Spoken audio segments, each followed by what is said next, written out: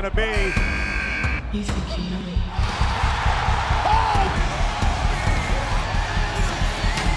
A lot of power, but McIntyre! McIntyre's got a company to get back to WWE. لو جيت راجعت عرض الرويال رامبل عبر التاريخ وشفت مباراة الرويال رامبل هتلاقي ان كل عرض رويال رامبل لازم تحصل فيها غلطة مش كاملة. مش دي رويال رامبل اللي هتكون الافضل، وساعات بتطلع اسوأ رويال رامبل ممكن تشوفها، ولكن في الرويال رامبل 2020 فهو العرض اللي حصل فيه كل حاجة انت نفسك فيها. تخيل بس قبل العرض ده بروك ليزنر كان بطل الدبليو دبليو اي تشامبيون، اعلن انه هيدخل الرويال رامبل من رقم 1 وهيفوز بيها علشان ما يشاركش في عرض الراس المانيا، ودي كانت حاجة جديدة علينا. بطل الدبليو دبليو اي تشامبيون عادة لو شارك في الرويال رامبل مباراة الرويال رامبل بتكون على الحزام، ولكن مشاركة بطل العالم علشان يفوز بالرويال رامبل وما يلعبش على بطولته في الراس المانيا دي كانت جديدة. وكمان كان ساعتها البطل كان بروك ليزنر، كان الوحش المهيمن في الاتحاد وقتها، وكانت الصراحة حاجة كويسة. بس هل ده سبب كافي ان بروك ليزنر يشارك في الرويال رامبل؟ لا، ده بروك ليزنر دخل الرويال رامبل من رقم 1 في احتفالية كبيرة جدا من الجماهير ان احنا هنشوف حاجة مختلفة، وبصراحة الامال كانت على الرويال رامبل دي ضعيفة جدا وما كناش متوقعين انها ممكن تطلع احسن حاجة. فبروك ليزنر بعد ما دخل رقم 1 هو بطل الدبليو دبليو تشامبيون وبيستعد علشان يطلع ال 29 مصارع دول لوحده. وبروك ليزنر عمل حاجة تاريخية، ريكورد تاريخي باسم بروك ليزنر في مباراة الرويال رامبل. اقصى ساعتها 13 مصارع، تقريبا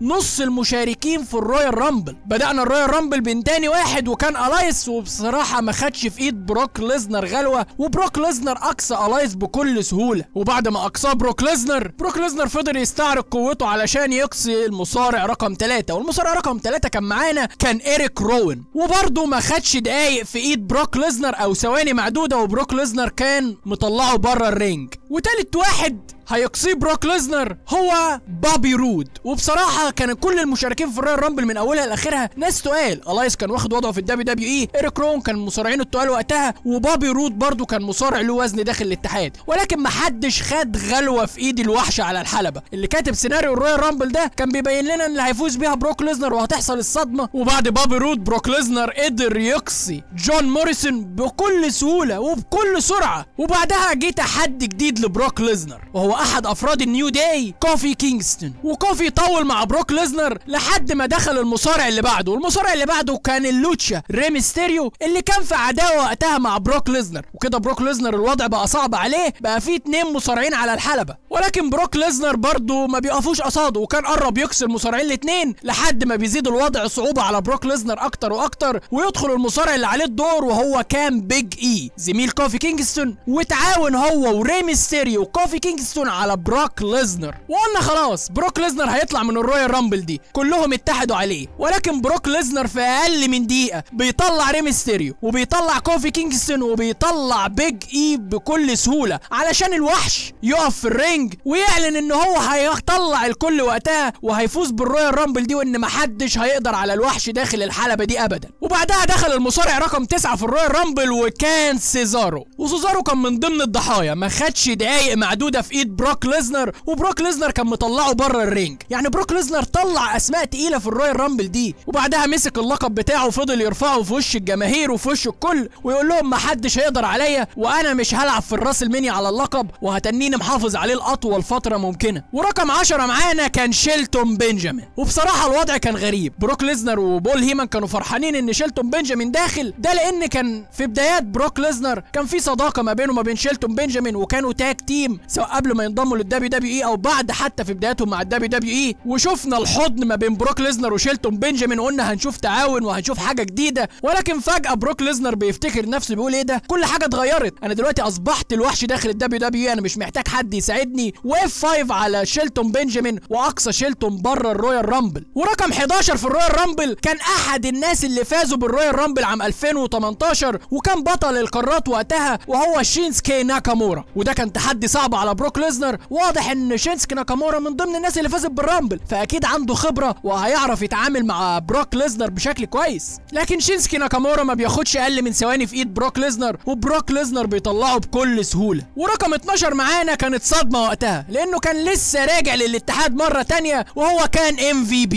وبصراحه كانت لقطه حلوه لانه سجل عودته للاتحاد من الجديد، وام في بي كان غايب عن الدبليو دبليو اي من زمن طويل جدا، وعودته الصراحه في الرامبل دي كانت حلوه، ودي كانت اول عوده مفاجاه في الرويال رامبل. لكن ام في بي رغم عودته ورغم احتفاليه الجمهور معاه له انه ما خدش ثواني في ايد بروك ليزنر، وبروك اقصاه من الرويال رامبل. والمصارع رقم 13 في الرويال رامبل كانت صدمه، لانه كان احد المصارعين القادمين من NXT، وكان الوحش وقتها في NXT كيس لي. وبصراحة تحدي جديد لبروك ليزنر، ان وحش زي ده ممكن ياخد وقت طويل جدا في ايد بروك ليزنر. وبالفعل كيس لي بيقدر يتصدى لبروك ليزنر وبيقدر يتناغم معاه على الحلبة بشكل كويس جدا، لحد ما الوضع بيزداد صعوبة على بروك ليزنر اكتر واكتر، ويدخل المصارع اللي عليه الدور وكان برضه وحش، وكان المونستر برون سترومان. ولكن برون سترومان وانشغاله مع كيس لي في الحلبة، بروك ليزنر استغلها وطلعهم هما الاتنين بره الرويال رامبل تماما. الوحش يحكم باحكامه في الرويال رامبل دي، وبكده بروك ليزنر يكون حقق رقم تاريخي لما طلع كيس لي وبرون سترومان، وهو 13 مصارع تم اقصائهم من الرويال رامبل في مباراة واحدة بس. وبكده بروك ليزنر يكون اكتر مصارع اقصى مصارعين من الرويال رامبل، ويعتبر رقم واحد في الموضوع ده، اقصى تقريبا نصف المشاركين في عرض الرويال رامبل. وقتها الجمهور كله حس خلاص الرويال رامبل دي بتاعت بروك ليزنر، احنا داخلين على المصارع رقم 15، الرويال رامبل دي خلاص رايحه لبروك ليزنر، محدش قادر عليه. واضح ان احنا كده مش هنشوف بروك ليزنر بيدافع عن لقب الدبليو دبليو اي تشامبيون في عرض الراس مانيا. ورقم 15 بيخش كان ريكوشي، وبرده كان في عداوه في الفتره دي مع بروك ليزنر، وبروك ليزنر فضل يمرجح في ريكوشي داخل الحلبه، جيرمان سوبلكس من هنا، سوبلكس عاديه من هنا، لكن طول فيها جامد وما خدش باله لحد ما المصارع رقم 16 دخل، وهو المحارب الاسكتلندي درو ماكنتاير، اللي كانت عليه العين وقتها، وكل الدفعات كان بدأ ياخدها، وبدأ ياخد وضعه في الدبليو دبليو اي. وشفنا القلق على وش بروك ليزنر، انه قلقان من درو ماكنتاير بشكل كبير جدا، لدرجة ان هو قلع القفازات اللي في ايده. وفي مشهد ايقوني عينك مش ممكن تشوف اجمل من كده، واحدة لو بلو من ريكوشيه، وبعدها كلايمور كيك خرافية طلعت بروك ليزنر بره الرويال رامبل في صدمة كبيرة، صدمة على وش الجماهير. انا وقتها ما كنتش مصدق نفسي ان درو ماكنتاير ممكن يعمل حاجه زي كده، صدمه وفرحه للجماهير بشكل كبير جدا، لان الجماهير وقتها خلاص فقدت الامل، بروك ليزنر هيطلع الكل من الرويال رامبل. وقتها شفنا لحظه درو ماكنتاير والكلايمور كيك الرهيبه اللي طلعت بروك ليزنر بره، حتى وش بول هيمان كان مستغرب، بروك ليزنر كان مصدوم جدا، والقلق اللي كان على بدايه بروك ليزنر لما دخل ماكنتاير كان واضح جدا في ترجمه ماكنتاير للحركه اللي هو عملها ديت. وماكنتاير وقتها خد سكسي رهيب جدا من الجماهير، وعلى رأي مايكل كول في اللحظة ديت قال من دلوقتي عرض الرويال رامبل نعتبره بدأ من جديد،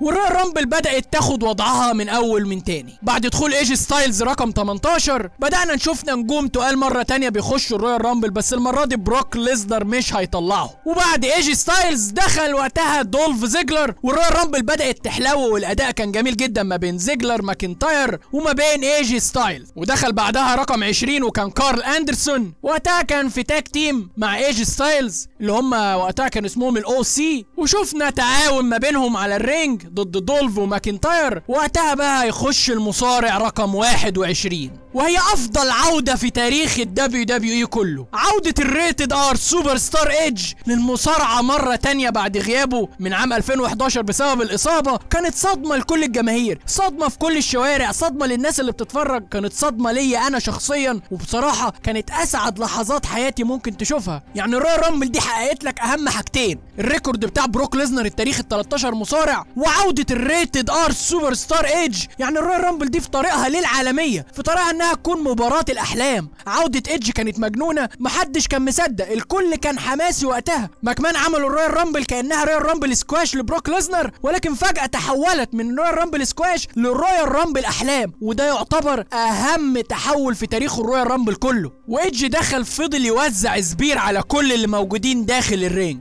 وبعدها دخل بارين كوربن، وبسبب اصابة ايجي ستايلز في المباراة ديت ايدج اقصاه من الرويال رامبل. ورقم 23 في الرويال رامبل دي كان مات ريد تعادل، ولكن تم اقصائه بشكل سريع جدا من قبل بارن كوربن. ورقم 24 كان احد اعضاء الاو سي لوك جالوس، وماكنتاير في الرويال رامبل دي قدر يقصي برضه بارن كوربن. ورقم 25 وهو بطل الرويال رامبل مرتين، مره عام 2009 ومره عام 2017، ذا فايبر راندي اورتن. وطبعا احنا عارفين راندي اورتن دخل وزع RKO على كل اللي موجودين في الحلبة ما عدا شخص واحد بس، وهو صديقه القديم ايدج. مين ينسى الريتد RKO اللي كانوا مبدعين في WWE قبل كده، وشفناهم اتعاونوا مع بعض واقصوا الاو سي كارل اندرسون ولوك جالوس، وشكل الريتد RKO رجع مرة تانية للWWE في لحظة ايقونية وجميلة، ومن اجمل اللحظات اللي انا شفتها داخل الرويال رامبل دي، لحد ما بيدخل رقم 26 البيج دوج رومان رينز.